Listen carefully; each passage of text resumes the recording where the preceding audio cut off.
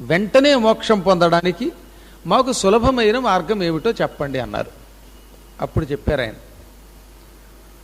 ఆలయాలలో ఈ భూలోకంలో 3 రకాల ఆలయాలు ఉన్నాయి. ఒకటి ధ్వజస్తంభ ప్రతిష్టతో కూడిన ఆలయం. ఈ ఆలయంలో అంతర ఆలయ ప్రవేశం కేవలం అర్చకులకి, పండితులకి, కొంతమంది పెద్దలకే ఉంటుంది. తక్కిన వాళ్ళంతా బయట నుంచి నమస్కారం పొందవలసింది. రెండవది మందిరం. ఈ దీంట్లోకి ఎవడన్నా వెళ్ళొచ్చు. షిరిడి సాయిబాబా మందిరం ఉంది, దాంట్లోకి మీరు ఎవరన్నా ముట్టుకోవచ్చు. యంత్రప్రతిష్టతో సంబంధం ఉండదు దానికి. అలాగే బయట అనేక నాగదేవతా విగ్రహాలు ఉంటాయి, అవన్నీ ఎవడికోడు సొంతంగా ముట్టుకోవచ్చు. ఇది మందిరం అంటాం. మూడవది ఈ శ్రీచక్ర యంత్రాదుల ప్రతిష్టతో కూడి ధ్వజస్తంభం లేని పీఠం. ఈ 3 రకాలైన ఆలయాలలో 3 అయినప్పటికీ వీటిలలో సంపూర్ణ శ్రీచక్ర యంత్ర ప్రతిష్టతో కూడినటువంటివి ఉత్తమోత్తమని, ధ్వజస్తంభ ప్రతిష్టతో కూడినవి మధ్యమమని, అవి లేనివి 3వ మార్గమని చెప్పబడి ఉన్నాయి. వీటిల్లో అత్యుత్తమమైన మార్గం ఏమిటి అంటే ప్రదక్షిణ. ప్రదక్షిణ వల్ల క్షిప్రప్రసాదం పొందగలుగుతాడు. క్షిప్రప్రసాదం అంటే ఏమిటి? వెంటనే అనుగ్రహం పొందుట. భగవంతుని యొక్క తక్షణానుగ్రహం పొంది ఈ జన్మతోటే ముగింపు చేసుకోవడానికి ప్రదక్షిణ. ఈ ప్రదక్షిణ కూడా బాహ్య ఆత్మ ప్రదక్షిణ అని 2 ఉన్నాయి. బాహ్య ప్రదక్షిణలు అంటే గుడి చుట్టూతో ఇప్పుడు మీరు తిరుగుతున్నారు, ఏదో మంత్రం లోపల అనుకుంటూ 108 సార్లు. బాహ్య ప్రదక్షిణ వల్ల కోరికలు తీరతాయి. ఆత్మ ప్రదక్షిణ అంటే ఏం లేదు, కళ్ళు మూసుకుని గురుధ్యానం చేసుకుని పెదవులు కూడా కదపకుండా గురుమంత్రాన్ని విగ్రహానికి ఎదురుగుండా కూర్చొని జపించడం. జపిస్తున్నంతసేపు కూడా మనకి కంటి ముందు 2 కనపడాలట. ఏమిటి? ఒకటి విగ్రహంలో ఉన్న దేవత, ముందు విగ్రహం కనపడాలి. విగ్రహం తర్వాత అసలు విగ్రహం కనపడకుండా విగ్రహాన్ని అధిష్టానం చేసుకుని ఉన్న దేవత, అమ్మవారే కనపడాలి, లేక అయ్యవారు కనపడాలి. ఏ మూర్తి అయితే ఆ మూర్తిలో ఉన్న మూలశక్తి కనపడాలి.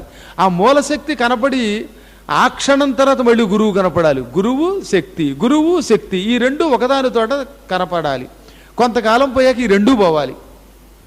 కొంతకాలం పోయిన తర్వాత కేవలం తేజస్సు మాత్రమే కనపడాలి, ఇంకా మరొకటేం కనపడకూడదు. భయంకరమైనటువంటి కాంతి ఒకటి తేజోమండలం మిరుమిట్లు గొలుపుతూ కనపడాలి. దివి సూర్య సహస్రస్య భవేద్యుగపదుత్థిత. ఒకేసారి 1000 కొలది సూర్యులు ఉదయిస్తే మన కళ్ళు ఎలా మిరుమిట్లు గొలుపుతాయో అటువంటి కాంతి కనపడాలి. ఇంకా కొంతకాలం పోయాక కాంతి కూడా పోవాలట.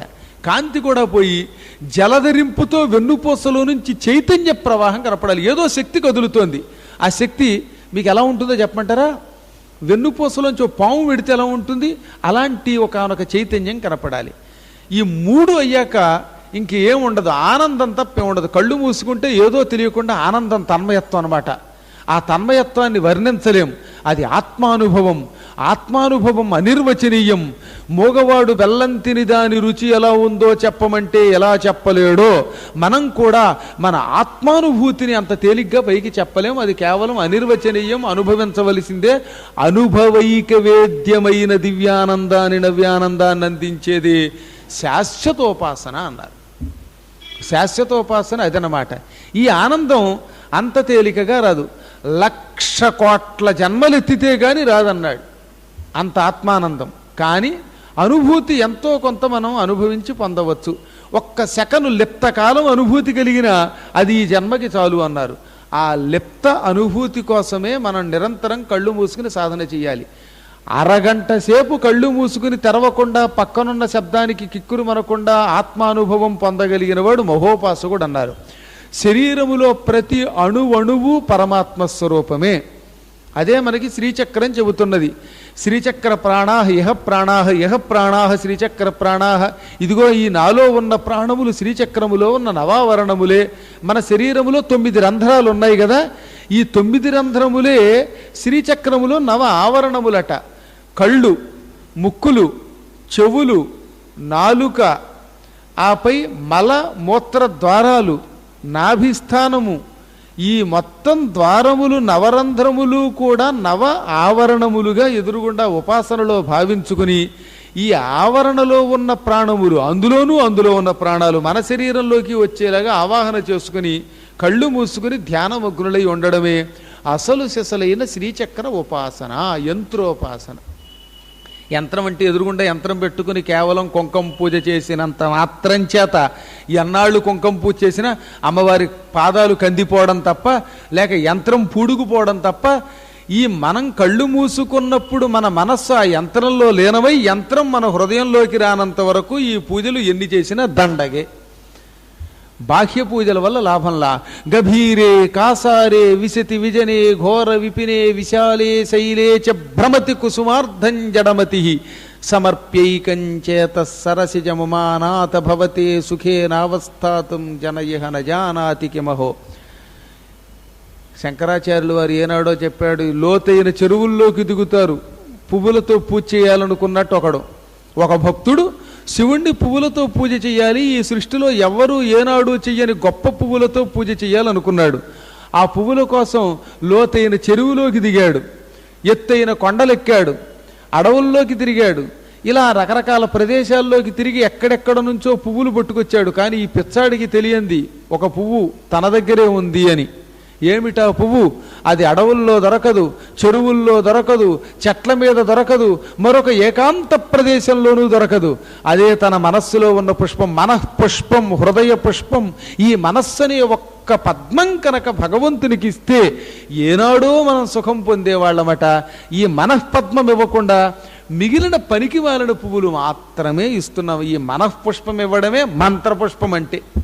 మంత్రపుష్పం ఇవ్వడంటే 24 గంటలు రాజాధిరాజా అయ్యప్రసహ్య సాహిని అనడం ఓటే కాదు. అసలు మనస్సుని ఇంకెక్కడికి పానివ్వకుండా, దేని మీద దృష్టి లేనివ్వకుండా ఇది పూర్తిగా పరమాత్ముని మీద లీనం పెట్టాలి. అప్పుడు ఆ శివలింగమే ఒక జ్యోతి రూపంలో దర్శనమిస్తుంది, ఎదురుగుండా ఉన్న విగ్రహమే జ్యోతి రూపంలో దర్శనమిస్తుంది, ఎదురుగుండా కనపడుతున్న మూర్తులన్నీ మాయమైపోతాయి. ఈ మూర్తులన్నీ మాయమైపోయి శాశ్వతమైన ఆనందం ఒకటే మన హృదయంలో కనపడుతుంది. ఆ ఆనందమే అసలు సిసలైన వారణాసి.